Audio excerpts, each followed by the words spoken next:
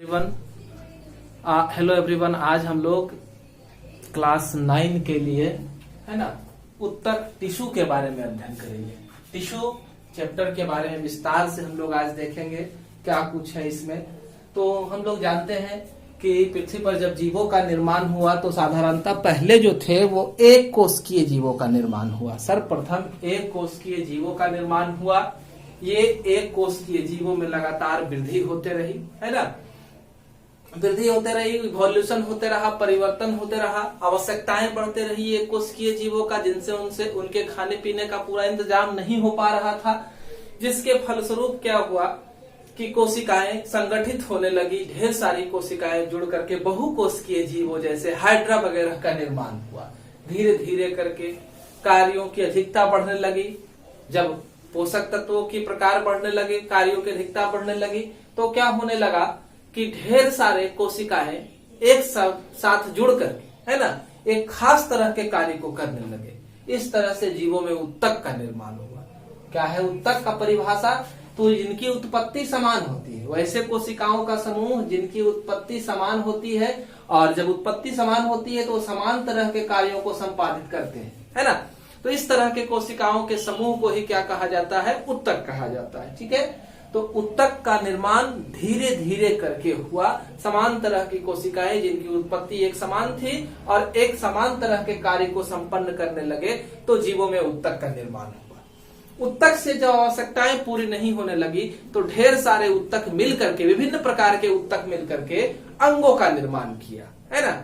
और अंग से ढेर सारे अंग जब जुड़े तो अंग तंत्र बना, और ढेर सारे अंग तंत्रों का समूह एक विकसित जीव को जन्म दिया, है ना। जैसे मनुष्य है, हमारे में अंदर कई सारे अंगों के समूह, जैसे पाचन तंत्र, श्वसन तंत्र, उत्सर्जन तंत्र, बहिष्करण तंत्र, परिसंचरण तंत्र, इस तरह से हमारे अंदर बहुत सारे तंत्र बन गए, है ना। तो यह है उत्तक के बारे में हम लोग जानेंगे, यही सब चीज जानना है। तो अब देखते हैं उत्तक की परिभाषा को। हम लोगों ने देखा, हम लोगों को पढ़ना है दो तरह के उत्तक, पौधे के उत्तक और जंतुओं के उत्तक के बारे में पढ़ना है। तो पौधे को देखिए, समान सा जीव लगता है, अंग तंत्र कुछ दिखाई देता नहीं है ना। जीवों के अंदर, हमारे अंदर हाथ है, पैर है, नाक है, आंख है ना। पौधे के अंदर बहुत कम तरह के अंग दिखाई देते हैं। उसी आधार पर हम लोग यहाँ पर पौधा यानी कि पादप और जंतुओं के उत्तक की तुलना करते हैं कि पौधे और जंतुओं के उत्तक में कितना समानता है या कितना अलगाव है। तो पौधा पादप उत्तक जो है वो कैसे रहते हैं? पादप कैसे रहते हैं? एक जगह पर स्थिर रहते हैं, है ना। जंतु क्या हो? गतिशील है। तो जंतुओं में उस तरह के उत्तक का निर्माण होता है जो गति में सहायता प्रदान करते हैं। और पौधे में जो है, पौधा एक जगह पर खड़ा रहता है तो उसको ज्यादातर सहारे की जरूरत होती है, इसलिए पौधे में अधिकांश उत्तक जो है वो क्या करते हैं? सहारा प्रदान करते हैं। पौधे में ज्यादातर उत्तक जो होते हैं मृत होते हैं, जीवित भी होते हैं, लेकिन ज्यादातर उत्तक जो होते हैं मृत होते हैं। और जंतुओं में लगभग उत्तक, सभी उत्तक जो होते हैं वो क्या होते हैं? जीवित होते हैं। अलग अलग तरह के कार्यों को संपन्न करने का काम करते हैं जंतुओं में। पौधा एक जगह पर स्थिर है ना। तो पाचन, उत्सर्जन जैसी क्रियाएं बहुत कम ऊर्जा का व्यय करती है ना। इस तरह से पौधे को ऊर्जा की आवश्यकता कम होती। हम बातचीत कर रहे हैं, है ना, एक जगह से दूसरे जगह जा रहे हैं, हमारा पाचन तंत्र काम कर रहा है, भोजन का पाचन हो रहा है, श्वसन हो रहा है, सांस छोड़ रहे हैं, ले रहे हैं, आंखों में गति हो रही है ना। और इस तरह से हृदय की धड़कन, तो हर जगह देख रहे हैं ऊर्जा की आवश्यकता होती है। हमें ऊर्जा की आवश्यकता ज्यादा होती है, यानी कि हमारे उत्तकों को, जंतुओं के उत्तक को भी ऊर्जा की आवश्यकता ज्यादा होगा। पौधे में वृद्धि क्षेत्र क्या होता है? सीमित होता है ना। लगातार वृद्धि जो होता है असीमित होता है, कहीं भी इधर से उधर, है ना, चारों दिशाओं में वो वृद्धि करते रहते हैं और जीवन पर्यंत तक उनमें वृद्धि होता है। कोशिका विभाजन लगातार होते रहती है ना। और विभाजन के आधार पर ही उत्तकों का वर्गीकरण किया जाता है। कुछ पौधे के अंदर कुछ उत्तक जो होते हैं लगातार विभाजित होते हैं, और कुछ एक समय विभाजन को प्राप्त करने के बाद अस्थायी हो जाते हैं, उनमें विभाजन की प्रक्रिया नहीं होती है ना। जंतुओं में क्या होते हैं? वृद्धि एक समरूप होती है ना। ऐसा नहीं है कि कोई उत्तक परिवर्तित होकर के दूसरे उत्तक का निर्माण कर लेगा। जंतुओं में, पौधे में ऐसा होता है, लेकिन जंतुओं में ऐसा नहीं होता है। जंतुओं में उत्तक ज्यादा जटिल होते हैं। जंतुओं के उत्तक जो होते हैं कार्य अनुसार ज्यादा जटिल होते हैं। पौधे के उत्तक जो होते हैं इनकी तुलना में सरल होते हैं, है ना। तो ये हम लोगों ने देखा पादप और जंतुओं के उत्तक का तुलनात्मक अध्ययन कि दोनों में क्या समानता है और क्या विभिन्नताएं हैं, ठीक है।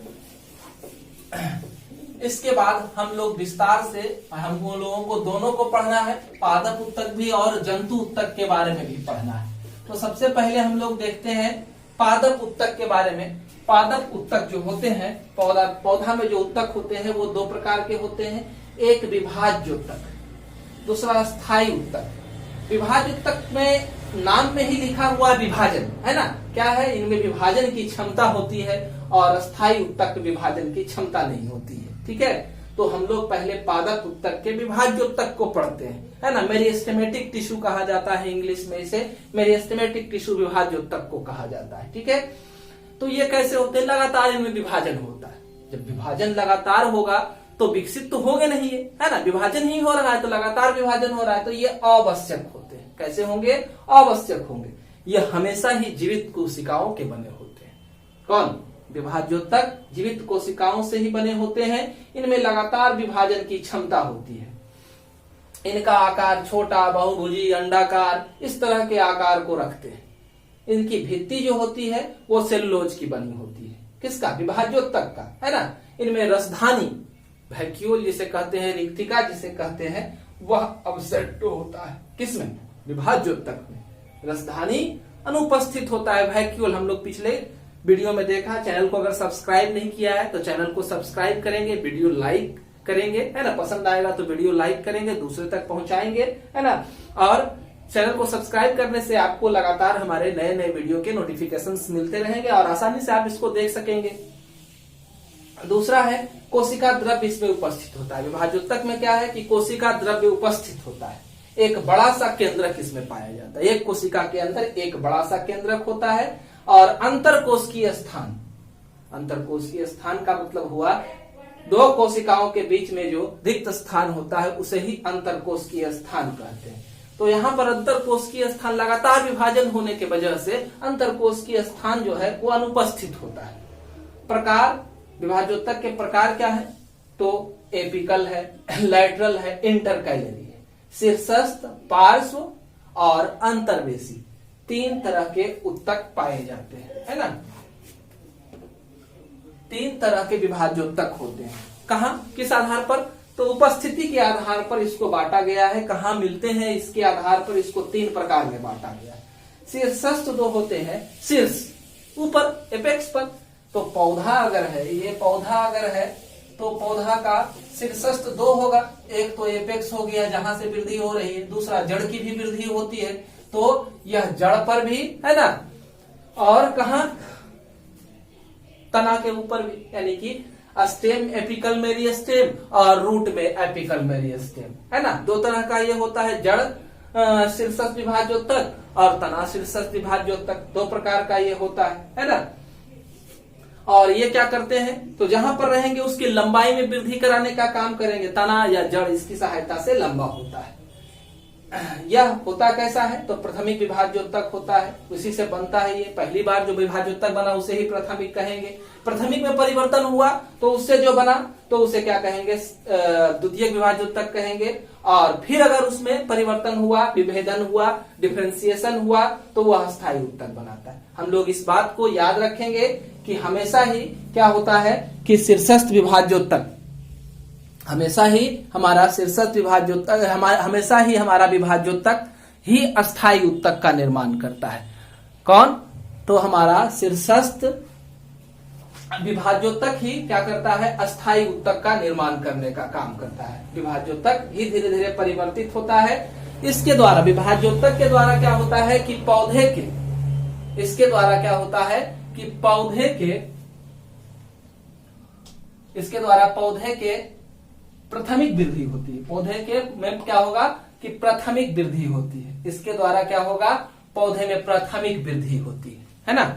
और क्या है, तो इससे आगे हम लोग देखते हैं दूसरा है पार्श्व, है ना। विभाज्योत्तक, तो पार्श्व जो है कहाँ मौजूद रहता है, जड़ और तने के पार्श्व भाग में स्थित रहता है। ये कहाँ रहेगा?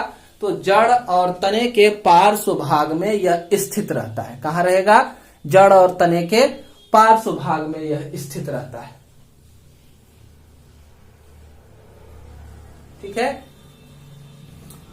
उसके बाद पार्श्व विभाजोत्तक जो है वो क्या करता है? द्वितीयक वृद्धि कराने का काम करता है। द्वितीयक वृद्धि का मतलब होगा कि पौधे के अंदर संवहन उत्तक का निर्माण होगा। संवहन उत्तक में जाइलम और फ्लोएम हुआ, यानी कि संवहन उत्तक में जाइलम और फ्लोएम आता है। संवहन उत्तक पौधे के अंदर भोजन, है ना, जल आदि का स्थानांतरण कराने का काम करते हैं। पौधे में जल का परिवहन, भोजन का, है ना, ये सब का परिवहन कराने का काम जो है वो कौन करते हैं?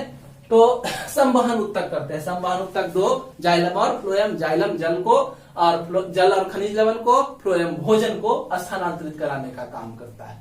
दूसरा है कि पार्श्व विभाजोत्तक के कारण ही तना की चौड़ाई में वृद्धि होती है। तना की चौड़ाई में जो वृद्धि होगी वह किसके द्वारा होगी? पार्श्व विभाजोत्तक के द्वारा होगी, है ना। अब और क्या है? तो यह कहाँ? संवहन का कैम्बियम, माने हमारे जाइलम और फ्लोएम के कैम्बियम और वृक्ष के छाल का कैम्बियम का भी निर्माण जो होता है किसके द्वारा होता है? पार्श्व विभाजोत्तक के द्वारा होता है ना। यहां देखे, यहाँ बना दिया गया है कि कौन कहाँ पर रहेगा। तो शीर्षक विभाजोत्तक जो है आगे, है ना, जड़ के नीचे, और यहाँ पर पाया जाएगा। उसके बाद है आपका पार्श्व जो है अगल बगल पौधा का चित्र है। पौधे के अगल बगल में जो है वह क्या है? पार्श्व है। अंतर्वेशी कहाँ है? तो अंतर्वेशी जो है इंटरनोड पर है ना। किसके इंटरनोड पर? जहां से कली निकल रही, नई ब्रांचेज निकल रहे हैं, उस जगह पर हमारा अंतर्वेशी पाया जाता है। तो पार्श्व विभाजोत्तक को ही क्या कहा जाता है? द्वितीय विभाजोत्तक भी कहते हैं। पार्श्व विभाजोत्तक का ही दूसरा नाम क्या है? तो द्वितीय विभाजोत्तक के नाम से यह जाना जाता है। इसके बाद हमारा आता है क्या? तो इसके बाद हमारा आता है अंतर्वेशी। इसके बाद कौन आता है? अंतर्वेशी आता है। अंतर्वेशी अस्थायी उत्तक के बीच में पाया जाता है। दिखा रहे हैं कि अंतर्वेशी कहाँ है? अस्थायी उत्तक जो बन गया है परमानेंटली। अस्थायी उत्तक किससे बना? तो हमारे प्रारंभिक उत्तक विभाजोत्तक में ही परिवर्तन के बाद क्या होता है? अस्थायी उत्तक का निर्माण होता है। अस्थायी उत्तक की विभाजन की प्रक्रिया नहीं होती है और अस्थायी उत्तक के बीच में ही अंतर्वेशी पाया जाता है। यह पत्तियों के आधार पर, है ना, टहनी के पर्व पर इंटरनोड लिख दिए हैं कि दोनों ओर यह पाया जाता है। यही वृद्धि कर किस बदल जाता है? अस्थायी उत्तक। अंतर्वेशी विभाजोत्तक लगातार वृद्धि करता है और यही क्या बनाता है? अस्थायी उत्तक का निर्माण करेगा। ठीक है। अस्थायी उत्तक को देखना है तो अस्थायी उत्तक जो होते हैं, अस्थायी उत्तक किससे बने? विभाजोत्तक से बने। तो अस्थायी उत्तक विभाजोत्तक परिवर्तित होकर के डिफरेंशिएट होकर के बनाते हैं। विभाजोत्तक में जब डिफरेंशिएशन होगा तो ही क्या होगा? अस्थायी उत्तक बनेगा। अस्थायी उत्तक के दो भाग है, सरल उत्तक और क्या? जटिल उत्तक। सरल उत्तक 3 प्रकार के, मृदु उत्तक, स्थूल कोण उत्तक और क्या? दृढ़ उत्तक, है ना। 3 प्रकार के हो गए ये, मृदु उत्तक, स्थूल कोण उत्तक, दृढ़ उत्तक। तीनों की चर्चा हम आगे करेंगे। उसके बाद जटिल उत्तक 2 है, जाइलम और फ्लोएम। सरल और जटिल में क्या अंतर है? सरल एक ही तरह की कोशिकाओं से मिलकर के बना होता है, जबकि जटिल जो होता है एक से ज्यादा तरह की कोशिकाओं से मिलकर के बना होगा। एक ही तरह की कोशिकाओं से मिलकर बनेगा और एक से ज्यादा तरह की कोशिकाओं से मिलकर के बनेगा। अस्थायी उत्तक में विभाजन की क्षमता अनुपस्थित होती है। स्थायी उत्तक में विभाजन नहीं पाया जाता है ना। अगर परिवर्तित होगा तब जाकर के इसमें अगर परिवर्तन होगा तो ये विभाजन पुनः प्राप्त कर सकता है। इसका रूप और आकार निश्चित रहता है, मृत हो सकता है या जीवित हो सकता है। इसकी कोशिका भित्ति या तो मोटी या पतली हो सकती है, रसधानी बड़ी होती है, रिक्ति और अंतरकोशिकीय स्थान पाया जाता है। उत्पत्ति के आधार पर यह प्राथमिक द्वितीयक होता है। इसके अलावा इसमें क्या होते हैं? कुछ और श्रावी उत्तक पाए जाते हैं जो श्रवण का काम करते हैं, है ना। कोशिकाओं में श्रवण का काम करने वाले उत्तक भी पाए जाते हैं। ठीक है। तो इस तरह से यहाँ पर हम लोगों ने देखा किसके बारे में? मुख्य रूप से विभाजोत्तक के बारे में और अस्थायी उत्तक के प्रकार के बारे में देखा।